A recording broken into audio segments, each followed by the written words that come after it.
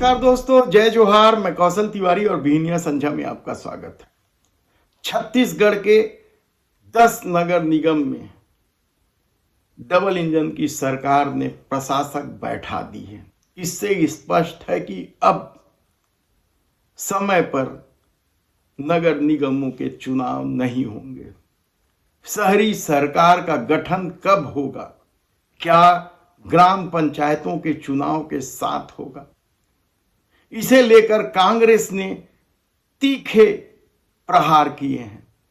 कांग्रेस ने कहा कि भारतीय जनता पार्टी लोगों के लोकतांत्रिक अधिकार को छीन लेना चाहती है और चुनाव में जाने से डर रही है, इसलिए नगर निगमों में प्रशासक बैठा दिए गए। भारतीय जनता पार्टी का यह अलोकतांत्रिक चरित्र है कि नगर निगमों में प्रशासकों की नियुक्ति की जा रही है। यह सरकार का दायित्व है, सरकार का संवैधानिक कर्तव्य है कि समय के पहले चुनाव कराए। ऐसी स्थिति बनी है जिसके लिए जिम्मेदार भारतीय जनता पार्टी की सरकार है और सरकार की मंशा आज के 2 महीना पहले से थी कि वह चुनाव को देर में कराएगी, प्रशासकों को बैठाएगी। सरकार डरी हुई है। 2 महीना पहले अध्यादेश ले आए थे। उस अध्यादेश के आधार पर इन्होंने विधानसभा में विधेयक भी पारित करवाया है जो महामहिम राज्यपाल के पास पड़ा हुआ है। तो भारतीय जनता पार्टी चुनाव में जाने से डर रही है। लोकतांत्रिक प्रक्रियाओं को बाधित करने के लिए उसने प्रशासक की नियुक्ति की है।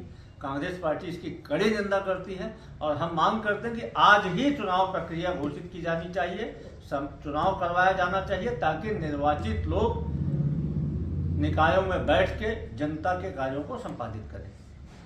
सभी निगमों में जहां जहां प्रशासक बिठाए गए हैं 10 निगम में, वहां कलेक्टर ही प्रशासक होंगे। महापौर और पार्षदों का पावर खत्म। समय के साथ साथ क्या कुछ होगा यह हम आपको बताते रहेंगे, लेकिन जिस तरीके से नगरीय निकाय के चुनाव को टाला जा रहा है वह हैरान कर देने वाला है। और इस मामले को लेकर कांग्रेस बड़े आंदोलन की रणनीति बना रही है। दरअसल पिछले चुनाव में जिस तरीके से भारतीय जनता पार्टी को नगरीय निकाय के चुनाव में पराजय का सामना करना पड़ा था, भूपेश बघेल ने एक नई रणनीति के तहत सीधे होने वाले महापौर और अध्यक्षों के चुनाव को बदल दिया था और पार्षदों के बीच से ही महापौर चुने जा रहे थे। उसी तर्ज पर जिस तरीके से विधायक और सांसद मुख्यमंत्री और प्रधानमंत्री चुनते हैं, लेकिन सत्ता बदलते ही विष्णुदेव साय की सरकार ने नगर निगम के नियमों में संशोधन किया और महापौर का चुनाव सीधे कराने का फैसला कर लिया। अभी तक मतदाता सूची का न तो अंतिम प्रकाशन हुआ है और न ही आरक्षण का काम ही पूरा हुआ है।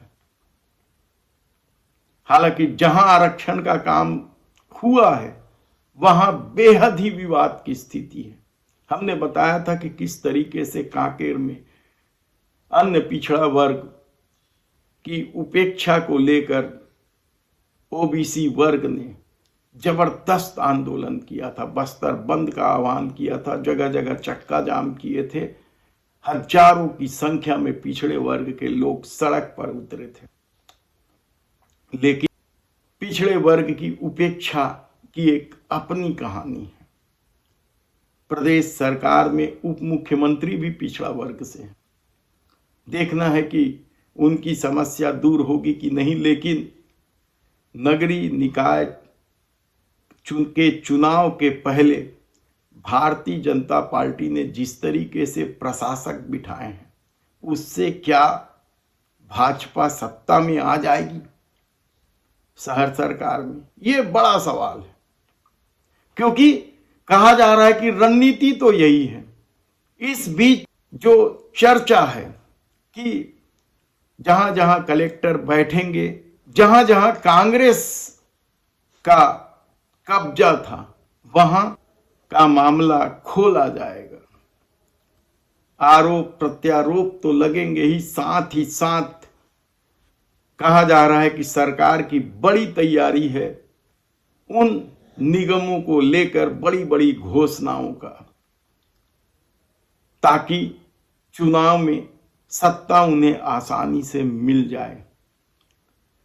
छत्तीसगढ़ की राजधानी की ही बात करें तो पिछले 3 चुनावों से भारतीय जनता पार्टी यहां बुरी तरीके से पराजित रही है।